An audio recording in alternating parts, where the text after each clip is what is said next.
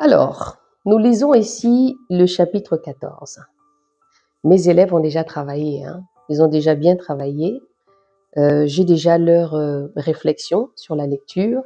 Et puis là, en fait, c'est pour vous qui êtes sur Facebook, sur YouTube, non, plutôt sur TikTok. Donc, que le Seigneur nous bénisse encore, que le Seigneur renouvelle encore l'intelligence, que dans ce moment de lecture, vous comprenez et que vous soyez délivrés et que vous aimez la parole de Dieu et que vous prenez le temps de la comprendre par sa grâce. Nous sommes dans le livre de Luc, dans le chapitre 14. Jésus guérit un malade hydropique. Jésus étant entré un jour de sabbat dans la maison de l'un des chefs des pharisiens pour prendre un repas, les pharisiens l'observaient. Et voici un homme hydropique était devant lui. Jésus prit la parole et dit aux docteurs de la loi et aux pharisiens, est-il permis ou non de faire une guérison le jour du sabbat? Point d'interrogation. Ils gardèrent le silence, alors Jésus avança la main sur cet homme, le guérit et le renvoya. Mais il leur dit, lequel de vous, si son fils ou son bœuf tombe dans un puits, ne l'en retirera pas aussitôt le jour du sabbat? Et ils ne purent rien répondre à cela. Amen. L'invité prétentieux. Il adressa ensuite une parabole aux conviés. En voyant qu'ils choisissaient les premières places, il leur dit, lorsque tu seras invité par quelqu'un à des noces, ne te mets pas à la première place, de peur qu'il n'y ait parmi les invités une personne plus imminente que toi. Et que celui qui vous a invité, l'un et l'autre, ne vienne te dire, cède la place à cette personne-là. Tu aurais alors la honte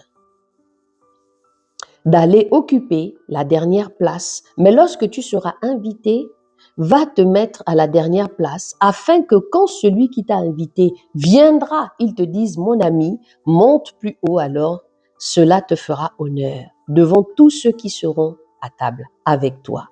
Car quiconque s'élève sera abaissé et quiconque s'abaisse sera élevé.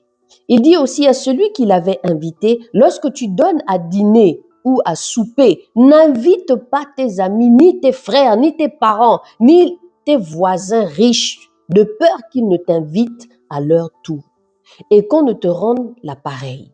Mais lorsque tu donnes un festin, invite des pauvres, des estropiés, des boiteux, des aveugles, et tu seras heureux de ceux qui ne peuvent pas te rendre l'appareil, car elle te sera rendue à la résurrection des justes. Mais qu'est-ce que Jésus est en train de nous expliquer ici? Encore une fois, cette parole peut être très contradictoire quand on ne comprend pas et quand on n'a pas l'esprit de Dieu. Ici, le Seigneur nous parle seulement de l'humilité. Il veut que nous soyons humbles. Il veut d'abord que notre besoin, c'est le plaisir de donner que de recevoir. C'est le plaisir de l'humilité de ne pas venir se présenter comme des gens qui savent tout, mais que tout simplement se mettent toujours en retrait. Le Seigneur nous demande ici l'humilité. L'humilité. Il fait grâce aux humbles. Il résiste aux orgueilleux. Le grand repas. Un de ceux qui étaient à table, après avoir entendu ces paroles, dit à Jésus, heureux celui qui prendra son repas dans le royaume de Dieu. Et Jésus lui répondit, un homme donna un grand repas. Il invita beaucoup de gens à l'heure du repas. Il envoya son serviteur dire aux conviés, venez, car tout est déjà prêt. Mais tous, unanimement, se mirent à s'excuser. Le premier lui dit, j'ai acheté un champ et je suis obligé d'aller le voir.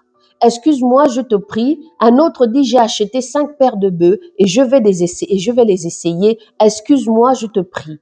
Un autre dit, je viens de me marier et c'est pourquoi je ne puis aller. Le serviteur de retour, rapporta ces choses à son maître. Alors le maître de la maison, irrité, dit à son serviteur, va promptement dans les places et dans les rues de la ville et amène ici les pauvres, les estropiés, les aveugles et les boiteux. Le serviteur dit, maître, ce que tu as ordonné a été fait. Il y a encore de la place. Et le maître dit au serviteur, va dans les chemins et le long des haies et ce que tu trouveras, contrains-les d'entrer afin que ma maison soit remplie. Car je vous le dis, aucun de ces hommes qui avait été invité ne goûtera de mon repas. Alléluia. Les conditions nécessaires pour être disciple. De grandes foules faisaient route avec Jésus. Il se retourna et leur dit, si quelqu'un vient à moi sans me préférer, à son père, à sa mère, à sa femme, à ses enfants, à ses frères et à ses sœurs, et même à sa propre vie, il ne peut être mon disciple. Et quiconque ne porte pas sa croix, il ne me suit pas, ne peut être mon disciple. Car lesquels de vous, s'il veut bâtir une tour, ne s'assied pas d'abord pour calculer la dépense et voir s'il a de quoi la déterminer, de peur qu'après avoir posé les fondements, il ne puisse l'acheter et que tous ceux qui le verront ne se mettent à le railler. En disant, cet homme a commencé à bâtir et il n'a pu achever. Ou quel roi, s'il va faire la guerre à un autre roi, ne s'assit d'abord pour examiner s'il peut, avec 10 000 hommes, marcher à la rencontre de celui qui vient l'attraper avec 20 000. Et s'il ne le peut, tandis que ces autres rois est encore loin, il lui envoie une ambassade pour demander la paix. Ainsi donc, quiconque d'entre vous ne renonce pas à tout ce qu'il possède ne peut être mon disciple. Le sel est une bonne chose, mais si le sel perd sa saveur, avec quoi l'assaisonnera-t-on? Il n'est bon ni pour la terre, ni pour le fumier, ou le jette dehors. On le jette dehors, que celui qui a des oreilles pour entendre, entende. Voici encore ce que la parole de Dieu nous dit ici dans ce chapitre, le chapitre 14. Le Seigneur veut que nous soyons des hommes et des femmes qui soient remplis, qui ont du goût. Je vous laisse ici encore une fois réfléchir parce que cette lecture, je l'ai lue ce matin avec mes élèves. On a déjà posé des questions, on a déjà beaucoup échangé là-dessus. Donc toi qui vas me regarder ici sur Facebook ou bien sur TikTok, écoute, pose tes questions, dis-moi ce que tu as envie de savoir et par la grâce de Dieu, je pourrais te répondre. Je suis en live demain.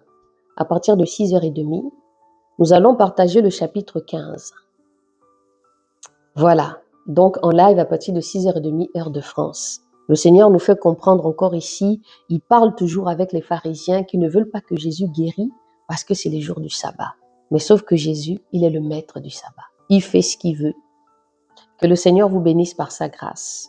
Ici, le but, ce n'est pas de tout vous donner. Le but ici, c'est que je lise, que je vous donne quelques informations et que vous allez chercher aussi. Pour éviter ne soyez pas des feignants, mais cherchez à savoir parce que c'est pour vous. Aujourd'hui, nous voyons tout ce qui se passe autour. Et je pense que c'est le moment maintenant pour vous de pouvoir aller lire, de pouvoir vous gérer maintenant par rapport à ça, de vous organiser par rapport à la parole. Parce que c'est pas quelqu'un d'autre qui le fera pour vous.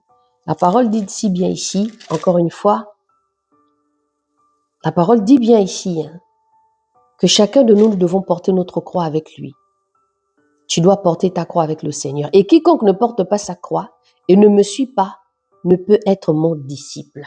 Tu es quel genre de disciple?